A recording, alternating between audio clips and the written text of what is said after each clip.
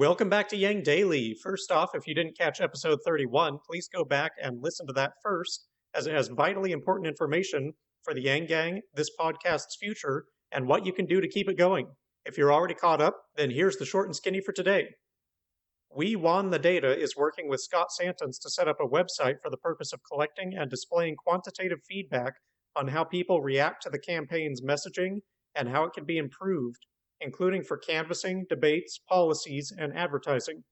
This, of course, to help the 2024 campaign be even more effective. They are asking for volunteers, specifically web designers, to help with simple tasks on WordPress and SurveyMonkey, graphic designers for the logo and other aesthetics, psychologists to help developing polling questions, and data entry and data collection for scrubbing feedback from voters. Once the site is complete, polls will be available to all. Check the link below for more. Illinois' District 1 has a new UBI caucus member running for the House, Sarah Gadd. Check her out. We got preliminary results from the income movement YangGang Census on age breakdown, and it's quite surprising to me. From the 4,400 participants so far, the YangGang peaks at 30 to 37 years old and gradually falls off in either direction from there, with 18 or younger actually smaller than the 55 or older demographic. The diversity doesn't surprise me, but I was surprised by the 18 and younger being such a small portion. As I recall, official polls had that much higher. This census is no doubt biased, as all polls are, but likely against the older demographics, meaning that over 55 is probably a higher proportion in reality, and the younger even smaller. Eric Quach, who was one of the social media managers for the Humanity for Yang Twitter page, is officially taking any and all questions on the campaign. Submit your questions to his Twitter thread below. Maryland Matters put out an article on ranked choice voting. In addition to the general benefits we all know and love, the article mentions that recent studies found higher percentages of women and people of color in office in places where RCV is used.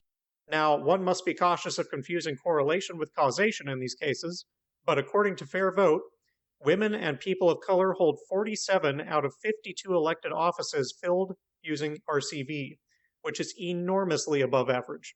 This does make some sense, as ranked choice voting does benefit candidates who are not frontrunners and not certain to win, and that would inevitably apply more to people of color and women than men who have an understood advantage in politics.